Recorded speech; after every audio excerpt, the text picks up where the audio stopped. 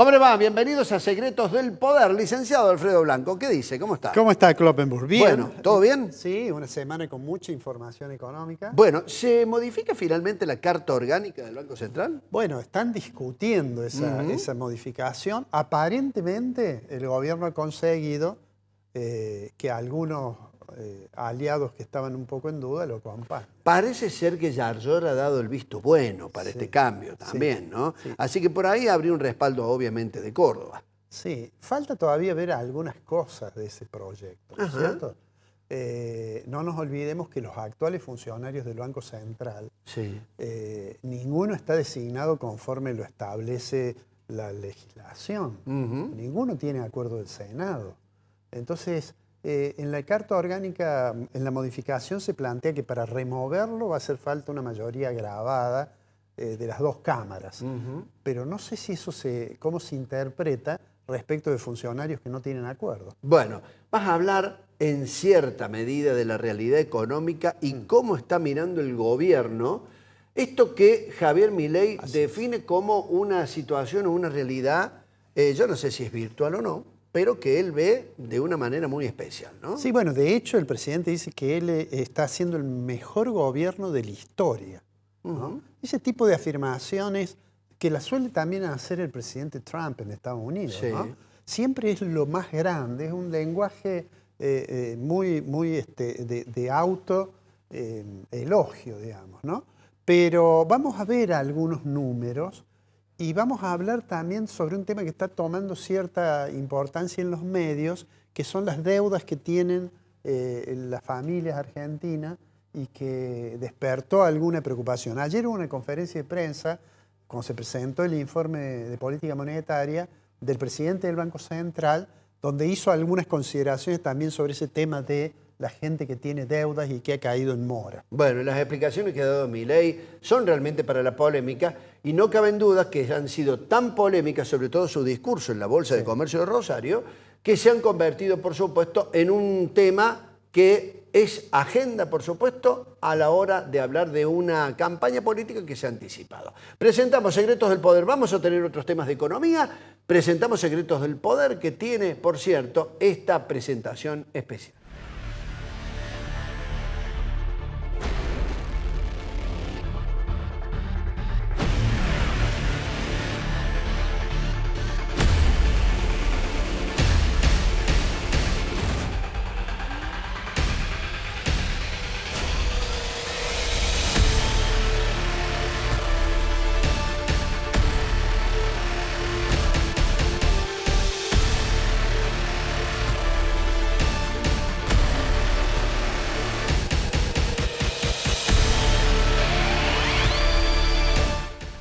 Bueno, en la columna de esta semana le hemos puesto como título el largo camino hacia las elecciones. ¿Por qué razón?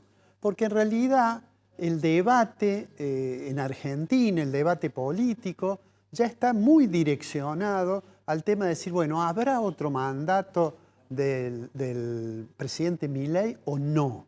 Y el presidente se esmera mucho en decir que va por ese segundo mandato. Entonces, le voy a pedir al director que ponga la diapositiva número 1 para comenzar la columna. Y en esa diapositiva que vamos a poner, vamos a ver el índice de confianza en el gobierno. Miren, esto que ustedes ven está elaborado por la Universidad di Itela y generalmente cuando se revisa la historia de este índice está muy correlacionado con los resultados electorales. En este gráfico he puesto el índice de confianza en el gobierno desde diciembre del 2015 hasta junio del 2026. Si ustedes se fijan, el promedio de este índice para cada uno de los periodos presidenciales, el correspondiente a Mauricio Macri es 2,27. El correspondiente a Alberto Fernández es menor, es 1,69. Además, Alberto Fernández, durante su gestión, tiene el pico más alto de popularidad que coincidió con los anuncios cuando el tema de la pandemia, y también tiene el pico más bajo ya cuando se iba, en el 23. Y después está el correspondiente a Milei. El último mes, junio del 2026, allí ustedes van a ver que el índice da 2.06. Ese 2.06 marca una recuperación respecto de mayo. O sea que esa es una buena noticia para el gobierno. Pero si miran con un poco más de detalle van a ver que de todos modos 2.06 sigue estando por debajo de todo el periodo. De hecho está por debajo del promedio que da 2.36, ¿no es cierto? Quiere decir que aunque ha habido una ligera recuperación y aunque el promedio de la gestión de Milei hasta ahora es más alto que el de Macri, obviamente más alto que el de Fernández, digamos que hay alguna preocupación sobre la confianza que tiene el ciudadano respecto del gobierno y hay alguna discusión sobre si eso va a impactar o no en el proceso electoral. Digamos que para el proceso electoral el otro elemento que se menciona y que puede afectar esta confianza en el gobierno es lo que tiene que ver con la situación económica. Vamos a ver ahora otros datos. Le pido al director que ponga lo siguiente. Bueno, la imagen esta tiene que ver con lo que quiero mostrarles ahora. El presidente y ayer el presidente del Banco Central son muy optimistas sobre la economía. Presentan una imagen como que la economía está muy recuperada y nosotros hemos hablado aquí de que hay sectores que les va mal, lo hemos analizado con algún detalle en programas pasados. Pero hay un sector, por citar solo un ejemplo, que realmente no se recupera. Nosotros hemos dicho, los sectores que más sufren son algunas ramas industriales, algún sector de la construcción y la parte de comercio. Y entonces se ha discutido y hay quienes dicen, no, pero comercio está mirando usted solo un dato, en realidad lo que pasa es que ha cambiado los canales de comercialización y ahora se compra mucho online. Entonces vamos a ver algunos números del comercio. Vamos a ver números del comercio oficiales del Instituto Nacional de Estadística y Censo. Miren, la encuesta supermercados que hace el INDEC, si ustedes se fijan en ese número que están viendo en pantalla, si uno se fija cuánto fue en junio respecto de mayo, cayó 1%. Si uno se fija cuánto fue junio respecto del junio del año pasado, cayó más todavía, cayó 3,1%. Y si se fijan cuánto es el acumulado desde enero a junio con relación a enero a junio del año pasado, tiene una caída de 2,8%. Ahora alguien puede decir, bueno, ahí no está todo el consumo. Ahí están las compras en supermercado a valores constantes. Entonces veamos otro dato para ir complementando. También del Instituto Nacional de Estadística y Censo, ¿cuánto dan los centros de compra? Ya no los supermercados, los centros de compra, es decir, los shopping, etc. Intermensual, en junio cayó 6,2. Interanual, en junio cayó 4,9, es decir, con relación a junio del año pasado. Y el acumulado de enero a junio de este año respecto del año pasado cayó 2,7%. Quiere decir que supermercados cayó, los tres indicadores, las tres comparaciones, cayó también centros de compra, las tres comparaciones. Pero todavía hay otro dato que podemos ver, que le voy a pedir al director que lo ponga, que dice, bueno, a lo mejor los mayoristas están mejor. Bueno, ahí están los mayoristas. También los tres números dan negativos. Da negativo el intermensual, 1,4, da negativo a la comparación con el año pasado, 3,1 negativo, y da negativo el acumulado, 3%. ¿Qué quiere decir esto entonces? Que más allá de los discursos, los datos lo que dicen que no se puede sostener que la economía inició la recuperación.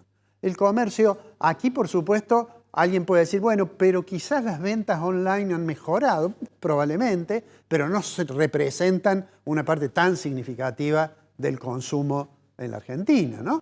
De manera tal que, vuelvo a insistir en esto, que lo he dicho otras veces, está bien que los funcionarios sean optimistas, está bien, además he dicho, yo creo que el presidente Milei cree en las cosas que dice, pero los números no lo acompañan en el mismo sentido en que él lo ha planteado. Y por estos días, entonces, ha comenzado una discusión porque muchas personas han expresado que tienen dificultades porque caen en mora. Y entonces hay también información oficial de eso, hay como un debate, ¿qué pasa con la morosidad en la Argentina? Si uno busca los datos en la central de deudores del Banco Central de la República Argentina, bueno, encuentra datos que el gobierno obviamente los mira y obviamente pensará en hacer algo. El presidente dijo, me parece que fue muy poco adecuada la declaración de decir, no, los que deben hoy es porque fueron a comprar los televisores para el Mundial y hoy tienen que pagarlos. Digamos que el dato de morosidad, demos una precisión sobre eso. ¿Cómo se calcula el índice de cartera irregular en el Banco Central? Bueno, hay categorías según la deuda en qué estado está. La categoría 1 es si la deuda está normal. Ahora, si yo debo más de 31 días de atraso tengo, entonces ya allí aparece un problema, que es que tengo una mora de 31 a 90 días. También ocurre que no solamente se debe en los bancos, sino que se debe también en las tarjetas, se debe también en las billeteras electrónicas. En esa imagen de inteligencia artificial, por supuesto, está el ministro pagando con tarjeta una empanada. Pero es simplemente para matizar el comentario. Lo concreto es que aquellas deudas que caen en mora, el central le pone una categoría. Si debe más de 90 días, ¿no es cierto? Si debe más de 90 días ya es categoría 3. Y si debe a 180 es categoría 4 y categoría 5 son virtualmente incobrables, si debe un año, etc. Entonces, ¿cómo se calcula el índice? Se toman en cuenta las deudas en mora, no se toma en cuenta ni 1 ni 2, pero se toman en cuenta las deudas en mora y se ve cuánto representan esas deudas en mora respecto del total de créditos. Y a eso se le llama índice de cartera irregular o índice de morosidad. Vamos a mostrar ahora cómo evolucionó ese índice, que es la imagen que tenemos aquí, desde noviembre del 23 hasta ahora. Miren, en noviembre del 23, el mes anterior a que asumiera el presidente Milei, ese índice daba 2.7. Aumentó en diciembre, en enero también estuvo alto, y después el índice cayó y se mantuvo, el punto mínimo fue 1.5 hacia septiembre, octubre de 2024. Ahora, a partir de allí comenzó a crecer, llegando hoy, digamos es el mes de junio, el último dato que tenemos en el informe de política monetaria del Banco Central, da 7,6 el índice. Es un poquito mejor que el de mayo. Y es de esperar que probablemente mejore un poco más. ¿Qué debería hacer el gobierno? Y acá quiero volver sobre una opinión que ya hemos dado. El gobierno dice, nosotros no tenemos que hacer nada porque eso es entre privados. Y hay otros que dicen, sí, es entre privados, pero si usted no hace nada y hay una crisis de pago, bueno, eso se va a transformar en un problema sistémico y va a tener dificultades. Hay otros que dicen, usted dice que no va a hacer nada porque no tiene nada que ver, sin embargo, muchas familias que habían tomado un crédito no esperaban que el gobierno actuara de manera tal que subió la tasa de interés de una manera realmente muy importante cuando el gobierno tuvo miedo porque tenía una situación en el mercado de cambios que tenía que evitar una corrida. Y entonces las tasas de interés volaron y la gente no pudo pagar. Entonces estos dos argumentos me llevan a decir el gobierno puede hacer cosas que no necesariamente signifiquen lo que ha dicho ayer en conferencia de prensa el presidente del Banco Central o lo que dijo antes el presidente de la Nación, que dice, no, yo no puedo solucionar el problema al que no pagó con dinero que es de los que pagaron. Entonces, lo tienen que arreglar otros. En realidad el gobierno puede hacer cosas.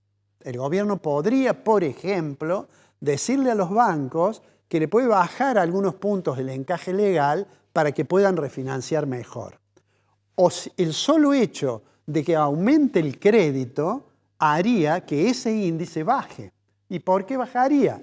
Porque el índice es cartera irregular sobre total de cartera. Si hay más crédito, ese índice va a ser menos importante.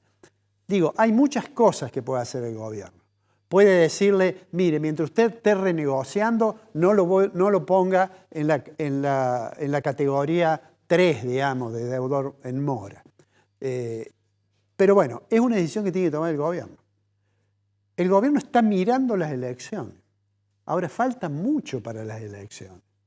Mire, desde hoy hasta el día que sean las elecciones, en octubre del año que viene, faltan 245 días. Y a eso todavía habría que sumarle 30 días más si hay balotaje. Eso el gobierno obviamente lo sabe. Están discutiendo si suprimen o no suprimen las PASO, pero en todo caso, de todos modos, hay una gran cantidad de tiempo por delante. En Argentina, 240 días es el largo plazo. 240 días es un periodo muy complicado y ya lanzados, no solamente el gobierno, me parece que en la oposición también, todo el mundo discutiendo sobre las elecciones y demás, me parece que se pierde de vista los problemas que tiene en lo cotidiano los que tienen que tomar decisiones económicas, ya sean empresarios, sean asalariados. Uno debe expresar, digamos, el deseo y la esperanza, si es que es cierto que la esperanza es lo último que se pierde, aquello que estaba digamos, después de todas las desgracias que daba la esperanza, debe expresar la esperanza que se hagan las correcciones necesarias. Si eso no ocurre, este largo camino a las elecciones nos va a deparar todavía momentos bastante complicados.